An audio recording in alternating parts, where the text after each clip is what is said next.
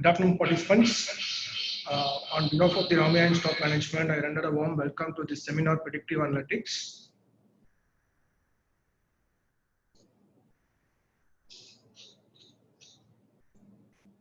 Okay, so this is the agenda for this seminar.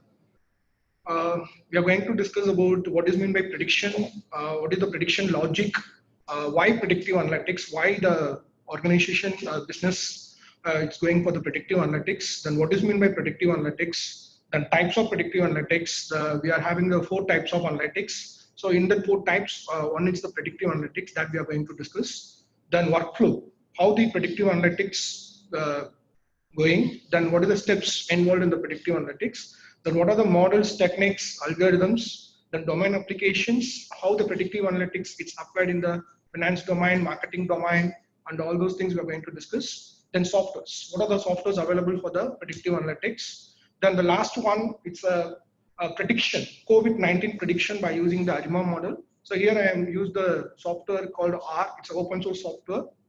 The last one, the comparison between the predictive analytics and human intuition. So this is the agenda for this webinar. So one by one we will discuss.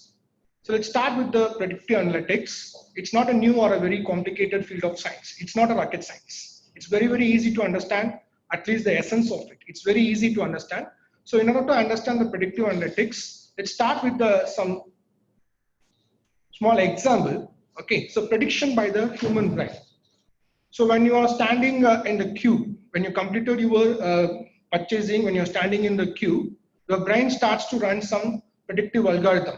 So your brain will run the predictive algorithm based upon some of the factors. So what are the factors will be considered by the human brain to predict the things? Okay, so now I'm going to list down the factors which will be considered by the human brain to predict the things. The first factors, it's the expected output. Which one is the fastest line? So that is the first factors which will be considered by the human brain. The second factors are the target variable. The time spent in the line, the less the better, the fastest way to leave the shop and go home. So that is the target variable. That is one of the objective of every person, those who are standing in the queue. The third one is the historical data, your past experience from the previous shopping sessions. If you are the regular customer to the particular grocery shop or particular retail store, means you had some experiences. So that experiences which comes in that means that experiences will be considered by your brain. So the next one is the predictors. That means the length of the line, how much the queue is going, number of items in the baskets, okay, how much time it will take for the billing, average time of the customers in the line. So these are all the predictors. The predictors are the very, very important thing to predict the output. Okay, so these are all the predictors which comes in your brain. The last one is your predictive model, the process your brain goes through while calculating. So these are all the 5 important things which your brain will look. The first one is your expected output, the second one is your target variable, and third one is your historical data, and fourth one is your predictors and predictive model. So based upon the first 4, that means expected output, target variables, historical data, and predictors, the predictive model will be a process in your brain to take your decisions. So this is the basic prediction by the human brain. The same thing will be followed by the computers also, but the computers do the prediction in the more logical manner. Okay, so that is the difference between your human brain and computers. So computers copy how our brain works. Computers are doing the exact same thing when they do the predictive analytics. So they will see the predictors. Okay, predictors means it's nothing but the factors which will give you a predictive values. So that will be taken by the computers. That means your softwares. They use well-defined mathematical and statistical methods and much more data. So this is very important for your prediction. So well-defined mathematical algorithm and statistical methods are needed for the better prediction. So predictive analytics logic. So this is the logic behind your predictive analytics. All the predictive algorithms are based upon the historical data. So if you want to predict anything, first you must have a historical data. So that historical data, by using the historical data, you are going to develop the model. So that is the first logic in your predictive analytics. So based upon the historical data, you're going to develop the model. So then by using the model, you're going to test the new data. So for the predictive analytics, we needed 2 sets of data. One is the training data and test data. Training data is to develop the model. Test data is to test or to predict the things. So this is the logic behind your predictive analytics. So historical data, predictive algorithm, model built. Then by using the model, just input the new data and predict the future things. So this is the logic behind your predictive analytics. So why predictive analytics matters? Why the organization is going for the prediction? So these are all the reasons, 3 valid reasons why the organization is going for the prediction. First one, to get the competitive stronghold. Okay, so it's in order to compete in the market, every organization is fighting with other, every business organization is fighting with other organization to get the competition, okay, in order to get into the competition. So that is the first reason why the organization is going for the predictive analytics. The second one, to build up your core business capabilities. And third one, it's a retention. How you are retaining your employees, that means your both internal customers as well as your external customers. So these are all the 3 important reasons why the predictive analytics it matters for the organization. Okay, fine. So this is the definitions of your predictive analytics. It's a practice of employing statistic and modeling techniques to extract the information from current and historical data sets in order to predict the potential future outcomes and trends. So whenever you're going to do the predictive, that means whenever you're going to predict something, you should have some historical data, current data and historical data. So by using those data, you have to develop the model. Then in the model, you have to input the new data and predict the future trends or outcomes. So this is called your predictive analytics. So this picture which will explains how the predictive analytics works. This year, we pre-made your gift based upon the data-driven insights from your wish history. Okay, so this is the one of the cartoon which will explains how the predictive analytics is working. So types of analytics. So this is a very basic thing. So before getting into the predictive analytics, first we must know what are the types available in the analytics. See here I am taking x-axis as a complexity and y-axis as a value. So the analytics types, it starts from the descriptive, then it moves to diagnostic, then it moves to predictive. The last one is the prescriptive. The predictive and prescriptive, which belongs to the future identification. The descriptive and diagnostics, which belongs to the past. That means historical, current and historical data.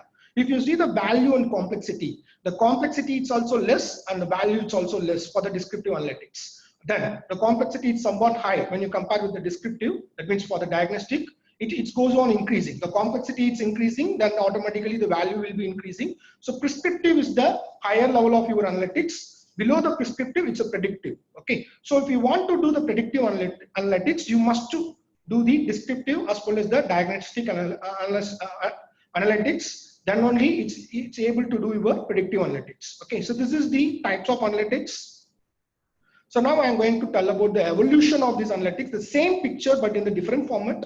See, here the x-axis is the analytics maturity and y-axis is the competitive advantage. It starts from the raw data. So raw data, then the clean data, then the reports. Okay, so every organization needs the reports for their decision making. So the raw data is converted into the clean data. That means they are just removing the noises from the data. So after removing the noises from the data, then the standard reports, then ad hoc reports and OLAP. OLAP is nothing but your online analytical processing reports. Then generic predictive analytics. So your descriptive and diagnostic analytics, which will tell us what happened and why did it happen. So this is the 2 question answer. This is the 2 question you will get the answer from these 2 analytics. That means your descriptive analytics and diagnostic analytics. The next one, what will happen? So that is the prediction of your future.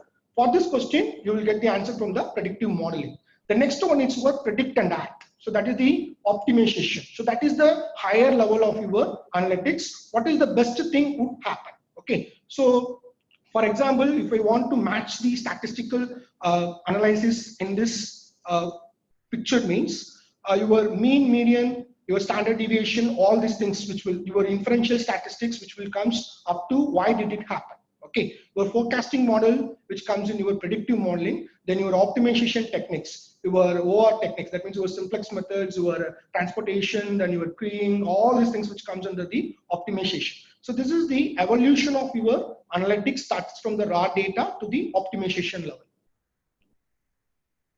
So this is the predictive analytics workflow. First, you have to access and explore the data from different databases or files or from the sensors. So these are all the sources of the data.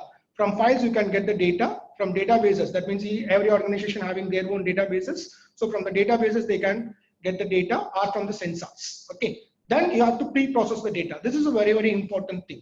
So without pre-processing the data, you should not move to the, that means you should not move to the predictive models. That means you should not develop the models, because the pre-processed data which will give the good model. So pre-processed data is very, very important. So how we are going to transform the data, okay, how we are going to do the data reduction, how we are going to extract the features, how we are going to deal with the messy data, that means false data, all these things which will happen in your pre-processed data. This is a very, very important steps. If you miss the pre-processed data, then at last your prediction value which will not match with the actual thing. So that is a very important. So pre-processed data, it's required for building a good model. Then develop the predictive models. So by using your machine learning, you can create your own model. Then parameter optimization. So parameter optimization, it's you have to identify the parameters. That means like your predictors. What are the predictors needed to predict the future value? Then model validation. This is a very important thing. Model validation means you have to run the model for residuals also. Residuals means it's for errors also. Okay, whether the error is impacting your model or not. So these three things are very important in your predictive model building. And at last, it's integrate with your system. So this is the front end. Okay. So this is the front end. You have to integrate this model with your desktop or your laptop or with any other embedded hardwares. So this is the four workflow process in the predictive analytics. So in this, these two processes are very, very important. That means these two workflows are very, very important. The first one is the pre-processed data, and second one is your predictive models. The software like R, which mostly used in the pre-processed data and predictive models, the software like your the Python, which mostly used in the integrating with the system. The basic difference between the software R and Python, R is mostly used for the statistical modeling, and Python is for your generalized modeling. So this is the way you have to use your software to pre-process the data and develop the predict models and integrate with your systems. So this is the predictive analysis steps, data collection. So first you have to collect the data, source the data. The next one is for data analysis. The next one is for data modeling. In the data analysis, you have to do the pre-processing. That means you have to remove the errors. That means you have to remove the noises from the data and check whether the data are normally distributed. If it is a time series data, check whether the data are stationary. The data are having the stationarity condition. So these are all the things you have to do it in the data analysis. The next one is for data modeling, build the model, then data evaluation, then deployment. So this is the 6 steps in your predictive analytics. So define the project. So your data collection should be based upon your objectives. So describing and recording the business intention for the predictive analytics. For what reasons you are going for the prediction. So that is the first step you have to tell. So that is the defining the project. The next one, based upon the objectives, you are going to collect the data from your sources. Then data analysis, pre-processing, modeling, evaluation. So evaluation, you're going to check the model. You're going to check the robustness of the model, whether the model is very much robust. Whenever you are giving the new data, when the model is able to give the predicted values or not. So that's called your model evaluation. That means your data evaluation or model evaluation. The last one is your deployment. Deployment means it's nothing but how you are going to use those predicted values in your decision making. Okay, so this is the 6 steps process in your predictive analysis. So top 5 predictive analytics model. So first one model is your classification. It's basically it's based upon your binary outcomes. That means your 1 or 0. Will the customer churn? Will this loan default? Okay, so that is the classification. The next one is your forecasting. So you can forecast the price of the product. How long will the machine last? The next one is your anomaly. Anomaly means it's majorly used in your fraud analytics. The next one is your clustering the customer segment. The last one is your time series. So time series means for the next 3 months, what is the sales, what type of sales is going to happen. For the next 3 months, what is the demand? All these things you can do it in the time series. So this is the top 5 predictive analytics models. Okay. So this picture which will explains what are the different techniques available for your predictive analytics. Let's start with the decision trees. It's predict the future classes of data, each technique having their own advantages and disadvantages. So decision trees, neural networks, regression, time series, clustering, and factor analysis. So if you see the decision trees, it's very easy to implement and understand, can be overly simplistic for many problems. It's very, very simple techniques you can apply to predict the future things. The next one is your neural networks. It's basically for your cluster and classify by recognizing the patterns in your data. The advantage is most ML algorithms are using this neural networks. The disadvantages, it's very, very difficult to implement. The regression, it's a relationship between your dependent and independent variable. It may be linear regressions or logistic regression.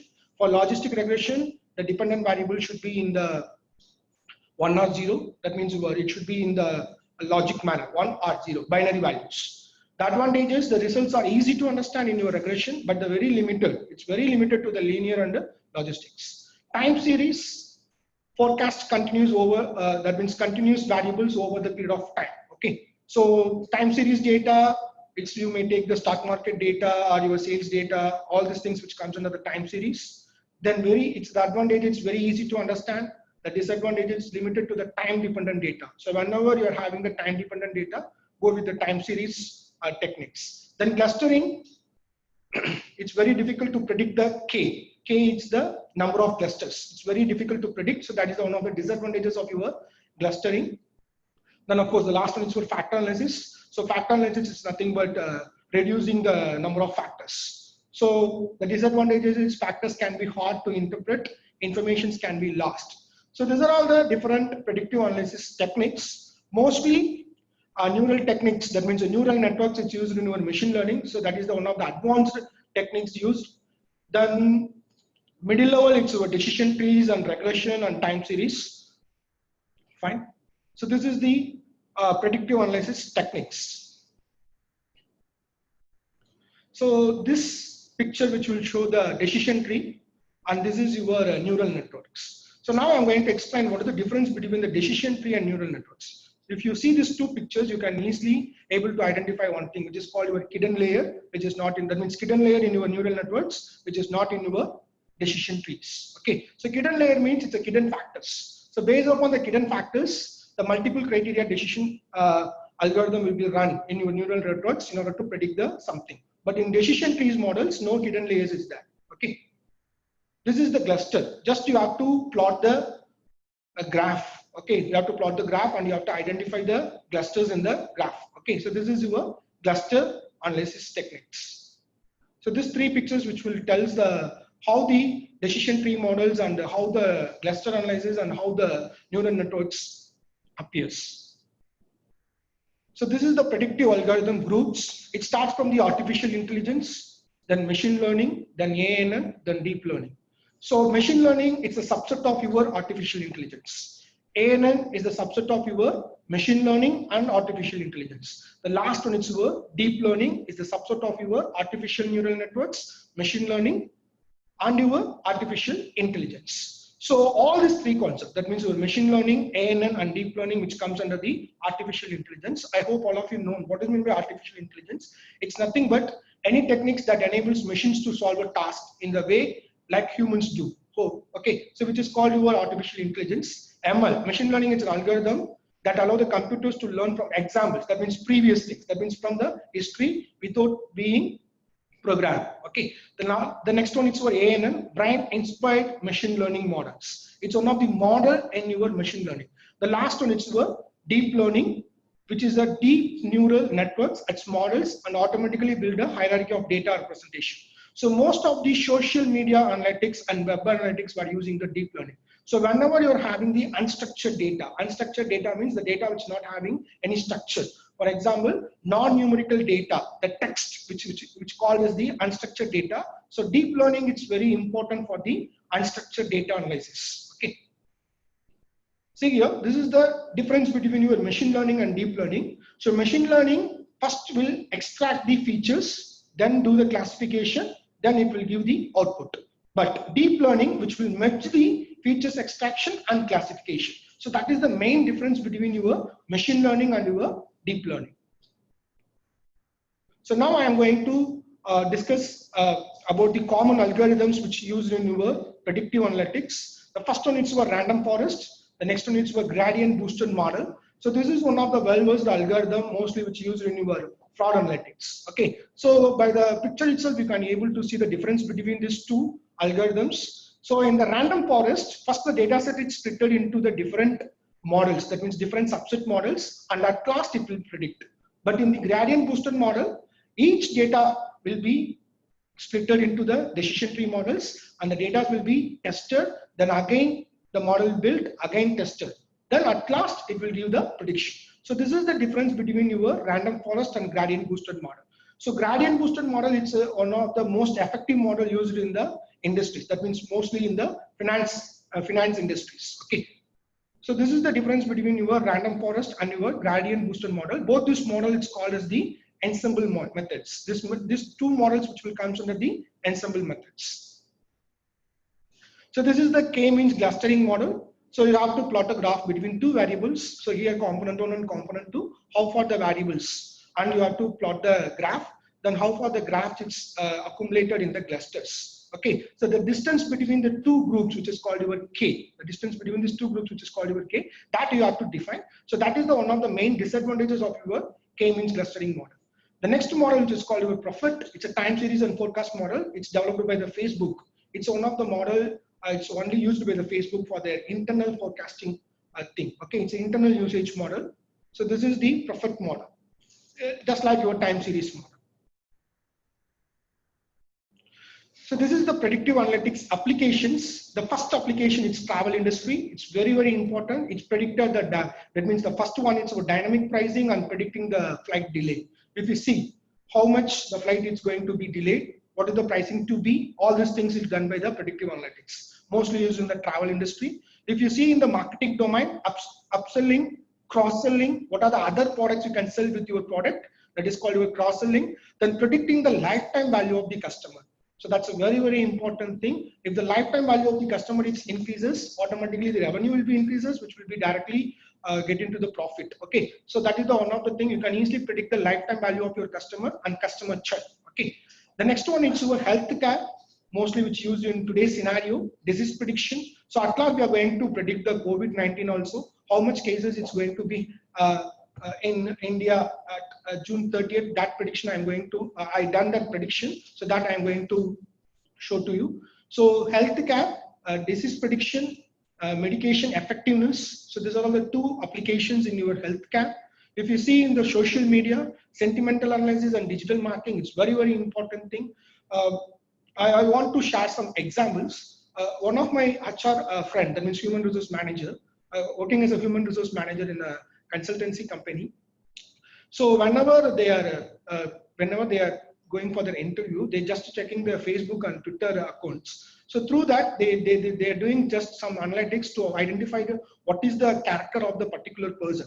So nowadays, these are all the things it's used by the companies to know the sentiment of the customers, to know the sentiment of the employees, to know the character, what type of attitude a particular person is having. You can easily predict all these things. So that is the social media and web analytics. So deep learning is one of the algorithm which used in your social media. The next one is your automation, Tesla. I hope all of you are aware of it. Self-driving cars, it's using this. Then pilotless aircrafts and drones. Then last one is your finance domain, credit and insurance, fraud and risk reduction and claim predictions. So these are all some of the predictive analytics applications. So now we are going to predict the COVID-19 cases in India. So through the ARIMA approach, auto-regressive, integrated, moving average approach. So this is the predictive analytics cycle. We already discussed that. So now I'm going to explain the steps which involved in your predictive analytics, that means ARIMA model. First one, you have to visualize the time series. Very simple. Get the data, plot the data. So that is the visualized time series. Tableau is one of the software mostly which is used in a visualization, that means data visualization. The next one is your stationarize the series. Stationarize means normality. Okay, so every data should be should have some normality conditions. Otherwise, Otherwise, your model will not predict the exact value. So stationary is the series. Next one, plot the ACF and PACF charts and find the optimal parameters. So this is the parameters identifications in your model. ACF means autocorrelation factor. PACF means partial autocorrelation factors used to identify your P and Q in the ARIMA model. The next one, build the ARIMA model. Then last one, make the prediction. So if you compare these two things, the left hand side, you are able to see the predictive analytics cycle. The right hand side, you are able to see the ARIMA model steps. If you compare these two things, both are same. Okay. So data sets from the Kaggle.com. Okay, it's one of the world's largest data science community. We can get any kind of data from this website. So data, COVID-19 cases in India from 30th January 2020 to 31st May 2020. Software used, it's an R software, it's open source software. Why I am used R means, why not Python? I already mentioned that R is mainly for the statistical modeling. Python is for the generalized modeling. So here we are mostly concentrating on the statistical modeling. So that's why I use the R software here. So prediction model and algorithm, it's a time series ARIMA, autoaggressive integrated moving average model. So this is the model equation. In ARIMA modeling, you have to identify the three parameters. One is with P, second one is with D, and third one is with Q. What do you mean by P? P is nothing but your AR. AR is the autoaggressive. So this is the equation for your AR, xt which is equal to alpha 1, xt minus 1. It goes up to xt, alpha P, xt minus P plus ET. ET is your errors. The next one is for time lag operator, LXT, which is equal to xt minus 1. This is called your differences. Whenever you go through the differences, automatically the stationarity will be improved. That means the normality will be improved in your data. So that differences you can do through this time lag operator. So that's called your D. The next one is your moving average, which is called your Q. It's very simple moving average. I hope all of you know the 3 months moving average or 4 months moving average or 5 months moving average. Taking the average of the past 3 months or 4 months or 5 months. In this case, 3 days, 4 days or 5 days. So this is the moving average. It's in the order of Q. So this is the 3 parameters in your model. This is the 3 parameters in your ARIMA model. So first you have to identify the what is mean by P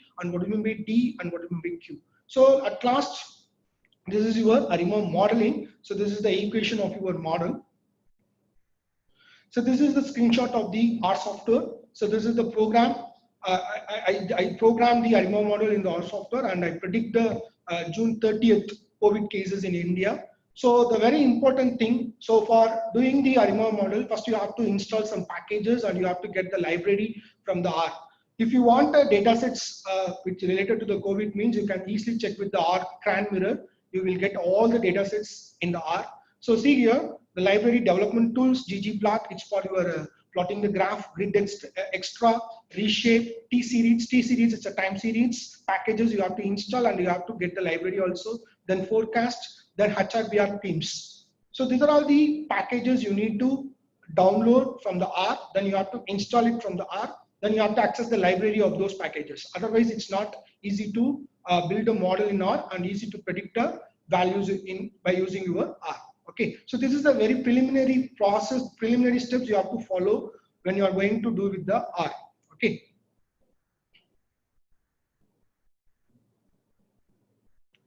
So this is the time series visualization.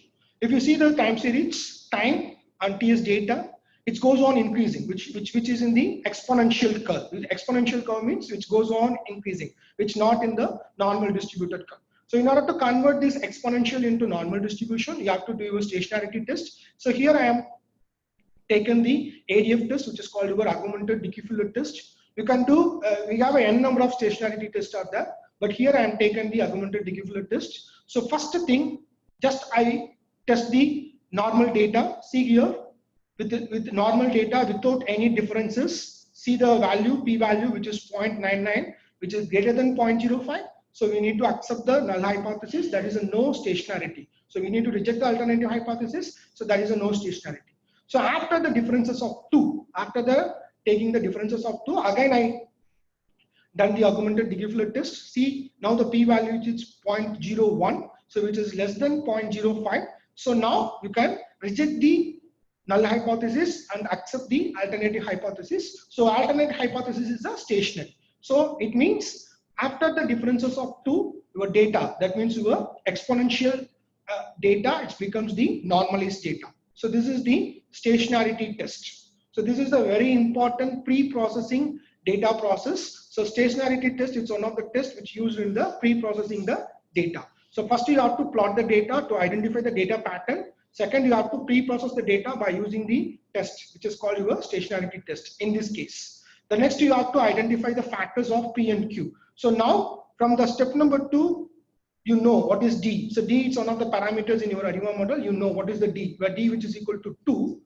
In step number 3, you need to plot the ACF and PACF graphs. So ACF is the autocorrelation factor graph and PACF is the partial autocorrelation factor. Okay, so just by plotting the graph, you are able to find out the Q value and P value.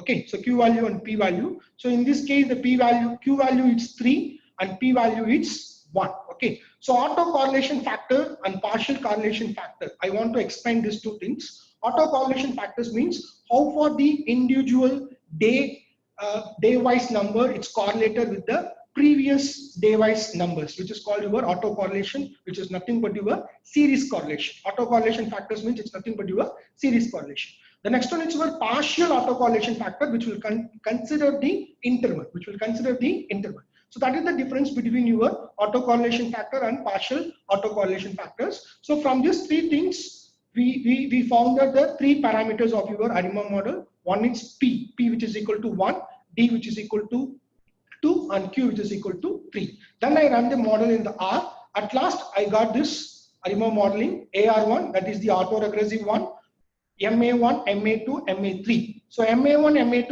MA3 is nothing but your 3. So ACF is 3. So automatically the moving average it's a 3. MA1 means moving average 1, MA2 means moving average 2 and MA3 means moving average 3. See the log likelihood, it's in the negative. AAC it's 1757.64, where if your AAC value is very smaller, then it shows the model it's a good model. Okay, it seems this model is a good model. So this is the forecasted value for the next 30 days. That means the next 30 days means from June 1 to June 30th. So what is the value? What is the value is going to happen? That means what the predicted value for the June 1st to June 30th. So according to this data and according to this model, the 30th June in India, 4,37,586 cases will be registered. Okay. So this is the graph of the forecast from this ARIMA model 1, 2, 3. 1, 2, 3, it's nothing but your P, D, Q. Okay. P is from your PACF, D is from your lag difference, and 1 is from your ACF. So now I am going to tell about what are the other models available in these predictions. India COVID-19 cases will cross 15,000 mark a day by mid-June, predicts. China explains why.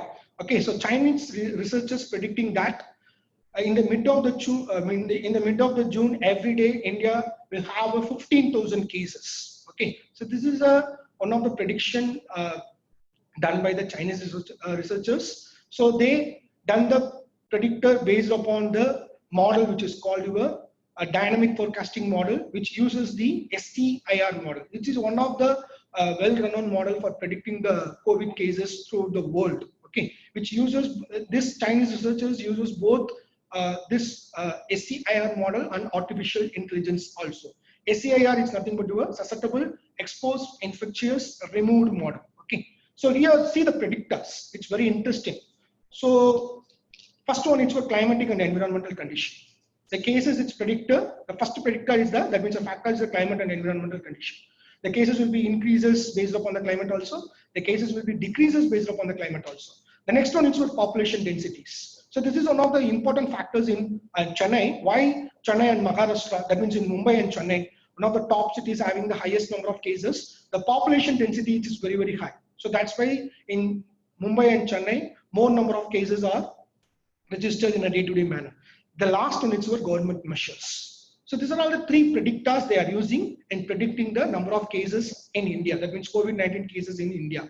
Okay. So the front end of this prediction is called our global COVID-19 predict system, which makes the daily forecast for the 180 countries. So back end, they are using the STIR model and artificial intelligence. The front end, global COVID-19 predict system. Okay, so that system, if you touch any one country, automatically you will get the results for the next 10 days or next 20 days or next 30 days, what the cases is going to be happen in the particular country. You can easily get the data.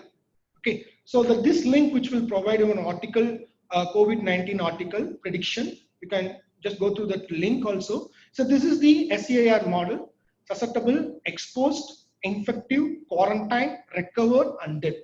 Okay, then insusceptible. So the link between the susceptible and insusceptible, it's your alpha. The link between your susceptible and exposed, it's your beta. Then exposed and infective, it's your gamma. Then tau, then lambda of t, then k of t. So this is the model, SCIR model. Most of the COVID-19 predictions throughout the world are using this model. It's one of the well-established and renowned model for predicting the COVID-19 cases. Okay, so by using the model, you have to formulate the equations, then you have to collect the data, pre-process the data, then develop the model, input the new data, and predict the future thing. Then we predict the things, what it's going to be in the next day or the next month or the next 2 months or next 3 months. So now I'm going to tell about some of the predictive analytics softwares. In this it's a free, it's open source software, Python and Anaconda, R and RStudio. So I want to tell what is the difference between R and RStudio. RStudio is nothing but the IDE of our R. IDE means Integrated Development Environment. So that is the RStudio. You can't run the RStudio without R. So first install the R, then RStudio. Then Python and Anaconda, it's also the open source. So most of the deep learning and machine learning data scientists are using the Python and Anaconda. Anaconda is the IDE of your Python. Then MATLAB, then IBM SPSS, frontline solvers. So this software is providing the add-ins for your Excel. In your Excel also you can do some predictive analytics. Then your SAP Analytics Cloud, then Oracle, then SAS, then RapidMiner. So these are all the available predictive analytics softwares in the market. Academicians mostly use the R. Industry people mostly use Python and Anaconda. That means R and RStudio. Academicians mostly use R and RStudio, and industry people mostly use the Python and Anaconda. Okay. The major difference between these two things is the R, it's mainly for the statistical modeling, as I already mentioned. R, it's mainly for the statistical modeling. Python and Anaconda for the generalized. If you want to start your analytics learning means, if you want to learn any one software towards the analytics means, please start with the Python. It's very easy to learn. R, you must have some statistical knowledge. Otherwise, it's too difficult to learn R. If nothing, it's needed for the Python learning. Okay, but basic logical thing it's needed. So now I am going to compare these two things. Anything, predictive analytics can't replace your gut, but they can sharpen it. Every organization needs a good decision, and every organization should make a good decision. So that will be replicated in their performance, that will be replicated in their profit. So this predictive analytics can't replace your gut. Okay, the gut, you will have some gut. The gut, it's based from your experience, your learning, your surroundings. All these things, n number of factors in that. Okay, so predictive analytics can't replace your gut, but they can sharpen it. Okay, so this is the quote from the KPMG Global Head Advisory.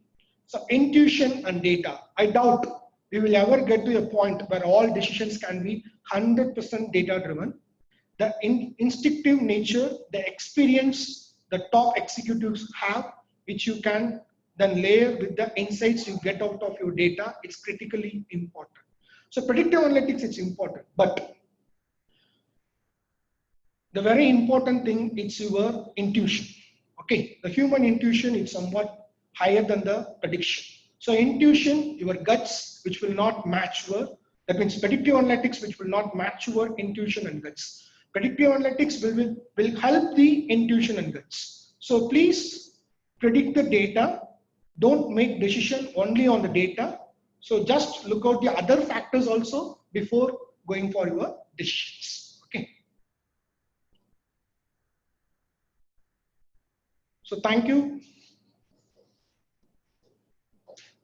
Any questions you may ask?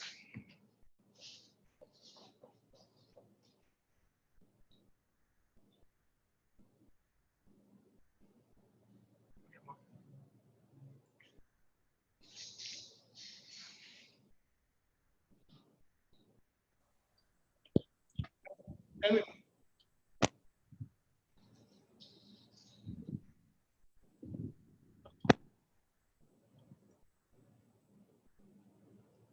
Hello.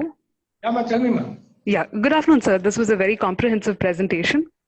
I have two questions. One, with respect to the COVID-19 projection model that you did, Yeah. what is the optimal ratio of split that you use between training and test data when you did the model validation? That's one.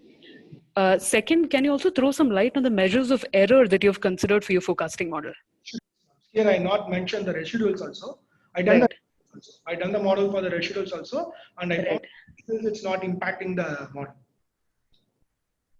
Okay, but what was the measure of error that you considered? There are many: mean square error, MAPE, MASC. What do you think is the best measure of error that can be considered? MAP, ma'am. Mean absolute Okay. MAP. Okay. Thank you, sir. Thank you, ma'am.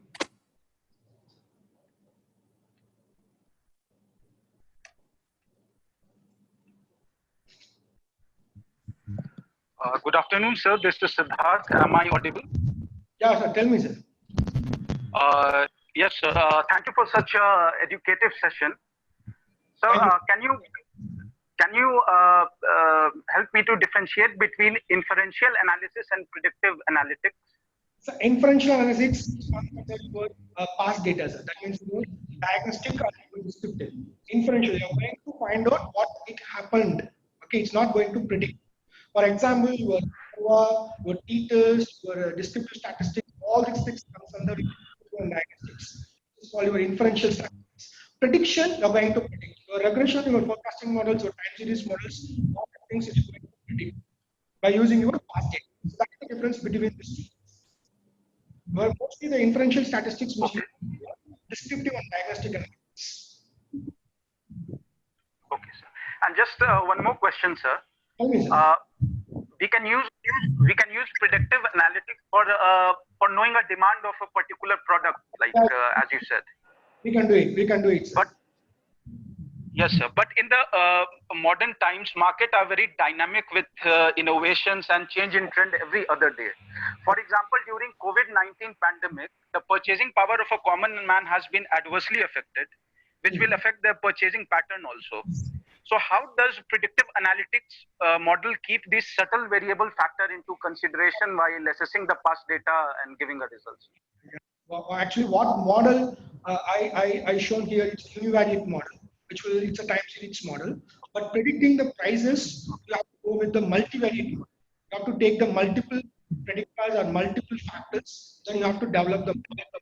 It's in your case, if you're going first you have to know the demand, then you have to know the behavior of the customers, then what is the competitors is doing, all these things you have to know. Okay, so based upon the different factors you can predict, but you have to go with the multivariate analysis. So this ARIMA is univariate analysis. By using the multivariate analysis, you can go with pricing prediction, okay, which is called the dynamic pricing models. And so just a last question, sir. As you said, these kind of models, I think they required a lot of training. So is it feasible for MSMEs and startups to, implement these kind of models in their, Yeah. daily work? It's not the training, sir. If you have a data, you can do it. If you have a data, first thing for prediction, you should have a historical data. Okay, valid data you need. So once you had a valid data, you can do any kind of predictions. So that is the very important thing. As I mentioned in the my presentation, the logic began in the prediction. It's the two things. First, what kind of data you're having, according to the data, how far you're going to build a model. Then what kind of input data? That means the new data you're going to giving into the model to the then that means you have to get the prediction. This is the logic behind the prediction. If the data that's available in MSMEs and small level industries, that means small and medium enterprises, then automatically they can do the prediction. That means they can do the prediction. Thank you so much. Thank you, sir. Thank you.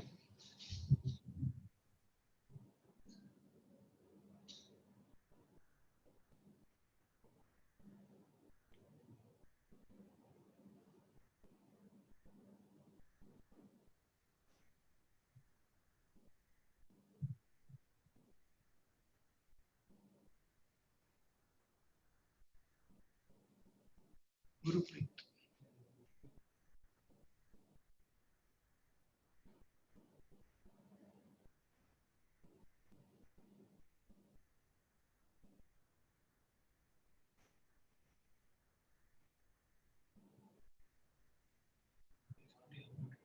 Oh, fine.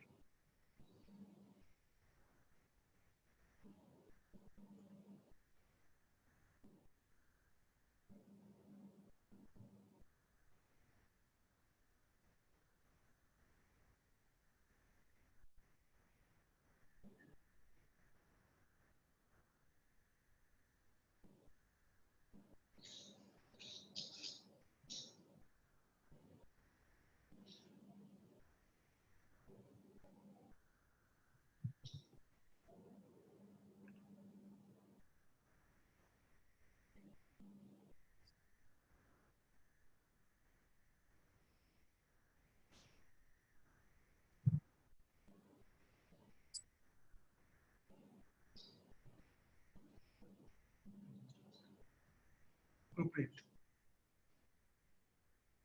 Gurpreet, tell me, sir, what's your doubt?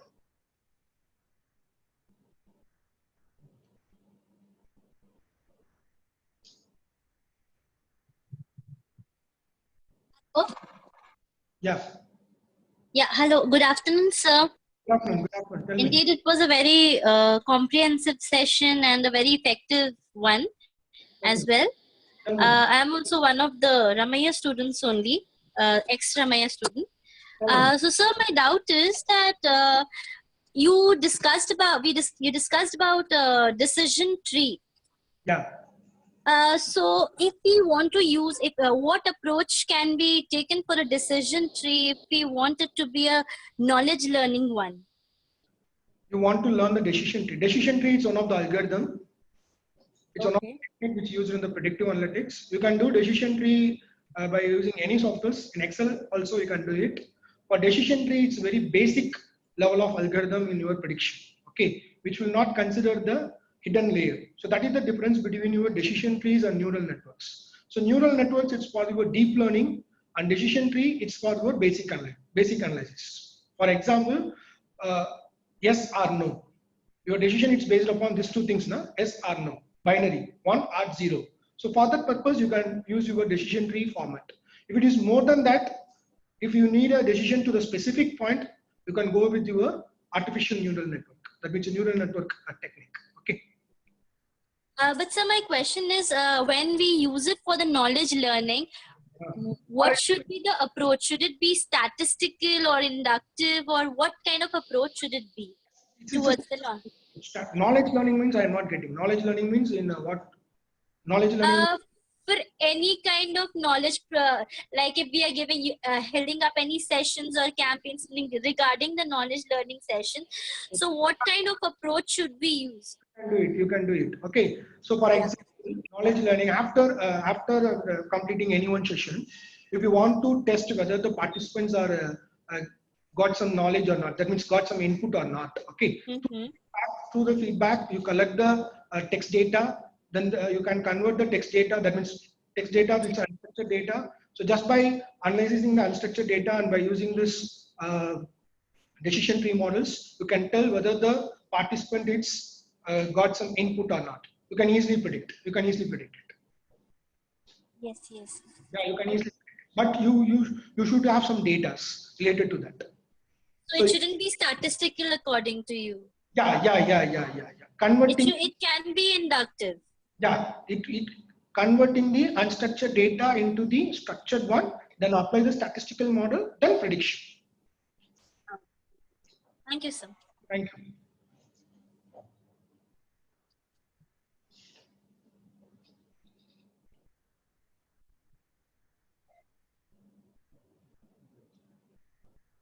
That's all, sir.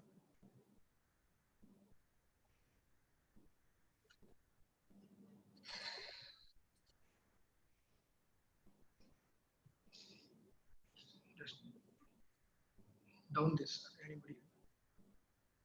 Just down this. Sir, any? I type now.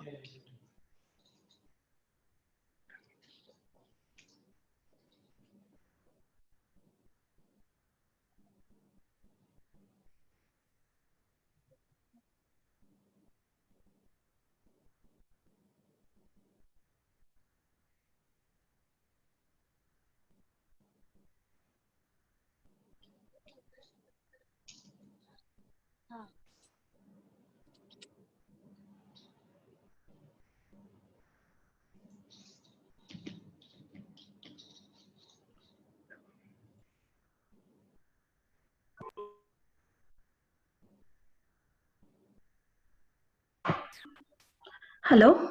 Hello. Tell me. Yeah, hi, good afternoon, sir. I'm a ex-student of President's University. Thank you for the wonderful session on R. And my question is regarding one approach that you are teaching in the PPT, ARIMA approach. Yeah. May I know why did you specifically choose ARIMA approach to go with your model? No, ma'am, it's not a specifically chosen. This is just for explanation purpose I chosen this. Okay. Actually, model, it's not a robust model to predict the COVID-19. So this is for this webinar. I want to show some examples for the prediction. Actually, after the ARIMA, I mentioned one model, SCER model. It's one of the best models for predicting the COVID-19. Because in ARIMA model, we are taking only the time series data. We're not considering the other factors. Okay. So every prediction other factors also. Okay, then it will be better. Then it will be a more better thing. So this is just for an example and understanding purposes. I took the ARIMA model. Okay, if you go with multivariate analysis, then you can go with any other models like ARCH, GARCH, and all those things. Okay, but if we want to understand the proper prediction, like how many cases Yes, would yes. be affected, then which approach do we have to go and do by using ours? But like, how do people usually come to calculation and how many people got affected and everything?